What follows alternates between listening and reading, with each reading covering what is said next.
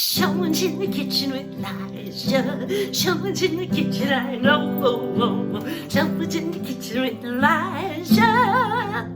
It's Tom Colicchio. Where's the camera? So listen, we're all stuck on this thing, right? The coronavirus. It's terrible. Everybody's just sitting here alone. We're sitting around. We're not exercising. We're getting fat. And so I thought, because I've just been ordering out nonstop, that I was going to start to think like a chef. And who better to teach me than Mr. Tom Colicchio? Look, he's so handsome. I can't even imagine him with hair. I just feel like the bald does it for him, you know? So what I thought is I'm going to pick a recipe and I'm going to make it. Yeah. Salmon braised with mushrooms. I don't like that fishy smell, you know? Braised beef cheeks. Ugh. Ramps, not just for the elderly. Quick braised strap bass with artichokes and zucchini. Yeah. So the recipe I've decided to go with is the braised short ribs, which is actually pretty nice because it serves 4.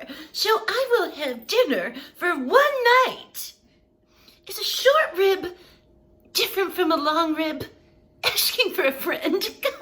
And don't forget, before you begin, wash your hands 700 times. So something I've learned, as I've done many cooking shows, what with Martha Stewart and Paula Dean, all the good ones, is that, first of all, you have to get all your ingredients together. It's called Miss and Place. Oh, good. My favorite ingredient, ooh la la. Baby, this time.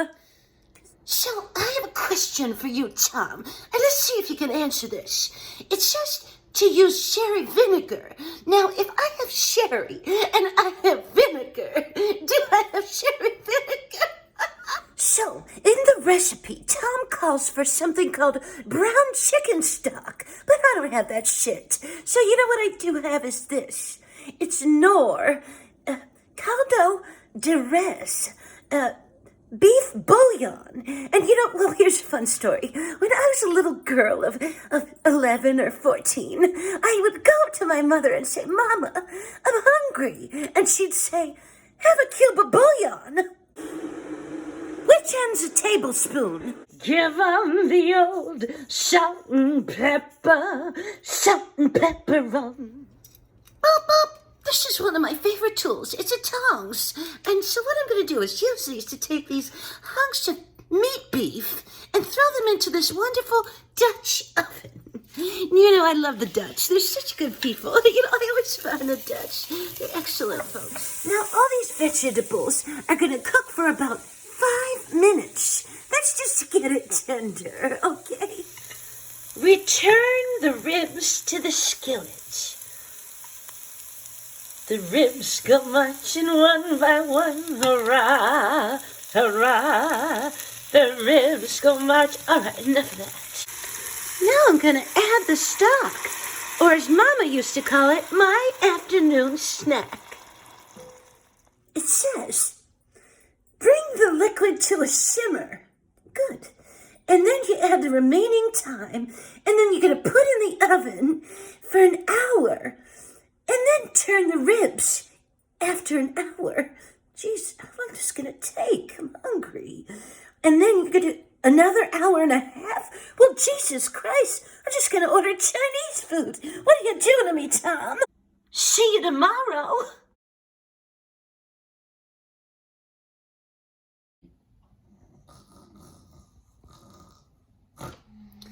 Okay, I'm up. So listen, after about an hour, I decided that I'm going to put in some potatoes, even though Tom didn't say to do it. But you know, when I was a kid, my teacher, Mr. Carpy, said, we're going to do something called improvisation. Now, you're on a boat. Wait, no, that was a different thing. But still.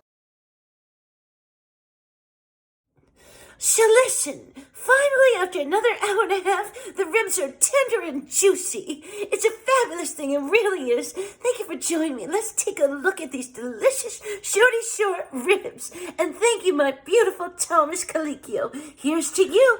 Dream, dream, dream, dream that I want you in my arms when I need you, and all your charms will never